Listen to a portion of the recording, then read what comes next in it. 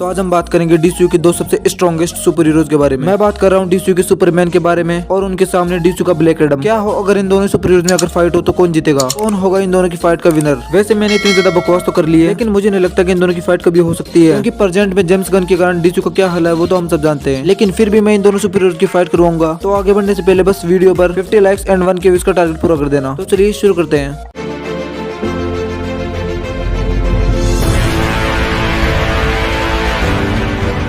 सबसे पहले बात करते हैं सुपरमैन के बारे में। हमारे सुपरमैन के पास Superman strength, Superman durability, Superman reflex, Superman speed, Superman stamina, freeze breath, heat vision जैसी बहुत सारी पावर्स है। वहीं पर ब्लैक एडम के पास भी Superman strength, Superman durability, Superman reflex, Superman stamina, Superman speed, lightning manipulation, thunder strike और thunder पंच जैसी पावर्स है। चलिए इन दोनों की बैटल को पॉइंट्स के आधार पर शुरू करते हैं। फर्स्ट पॉइंट है स्पीड का और इसमें फर्स्ट राउंड है रनिंग का। ब्लैक एडम की रनिंग स्पीड तो हमें ज्यादा नहीं दिखाई गई है, लेकिन हमारा सुपरमैन फ्लैश के साथ फाइट में उसी के जितने फास्ट रन कर रहा था, जो कि आपको दिखाई दे रहा होगा। सेकंड राउंड है फ्लाइंग का। यहाँ पर ब्लैक एडम की फ्लाइंग स्पीड तो दिखाई गई है, लेकिन मैं श्योर हूँ कि हमारा सुपरमैन ज्यादा फास्ट फ्लाई कर सकता है, क्योंकि ये बंदा कुछ ही मिनटों में पूरी अर्थ का चक्कर लगा चुका है। इस कारण ये राउंड भी सुपरमैन को ही जाएगा। थर्ड राउंड रिफ्लेक्सेस का है। हमारा ब्लैक एडम रॉकेट मिसाइल को कैच कर चुका है और बुलेट को डॉज कर चुका है, लेकिन हमारा सुपरमैन फ्लैश के रिफ्लेक्सेस को मैच कर चुका है। फ्लैश से ज्यादा फास्ट तो कोई है नहीं, इसी कारण ये राउंड भी सुपरमैन को ही जाएगा। और अब स्पीड के तीनों राउंड ही सुपरमैन जीत चुका है, जिसके कारण स्पीड का पॉइंट सुपरमैन को जाएगा। सेकंड पॉइंट वेपन्स का है और इन दोनों के पास ही कोई भी वेपन नहीं है, जिसके कारण ये पॉइंट टाई होगा। थर्ड पॉइंट फाइटिंग स्किल्स का है। दोनों सुपर हीरोज अपनी फाइट के दौरान किसी भी प्रकार की फाइटिंग स्किल्स का यूज नहीं करते हैं और ना ही इन दोनों सुपर हीरोज के पास कोई फाइटिंग स्किल है, इसके कारण ये पॉइंट भी टाई होगा। फोर्थ पॉइंट एक्सपीरियंस का है और इस पॉइंट को ब्लैक एडम आराम से जीत जाएगा। फिफ्थ पॉइंट इंटेलेक्ट का है और मैं इस पॉइंट को टाई करूंगा। इसका मेन कारण ये है कि ये दोनों सुपर हीरोज अपनी फाइट के दौरान अपने दिमाग का यूज बिल्कुल नहीं करते हैं। ये दोनों अपने ओपोनेंट को सीधा मारने पर विश्वास रखते हैं और इसी कारण मैं इस पॉइंट को टाई करूंगा। सिक्स्थ पॉइंट एडवांटेज का है। मुझे नहीं लगता कि ब्लैक एडम के पास सुपरमैन के खिलाफ कोई बड़ी एडवांटेज है, लेकिन सुपरमैन के पास ब्लैक एडम के खिलाफ कोई बड़ी एडवांटेज तो जरूर है। और वो ये है कि अगर इन दोनों की बैटल अर्थ पर होती है तो येलो सन के कारण सुपरमैन को फायदा होगा और अर्थ पर इटरनियम बहुत ज्यादा मात्रा में पाया जाता है, इसी कारण ये पॉइंट सुपरमैन जीत जाएगा। सेवेंथ पॉइंट ड्यूरेबिलिटी का है। सुपरमैन के पास सुपरमैन ड्यूरेबिलिटी है। सुपरमैन की पंचिंग ड्यूरेबिलिटी इतनी ज्यादा है कि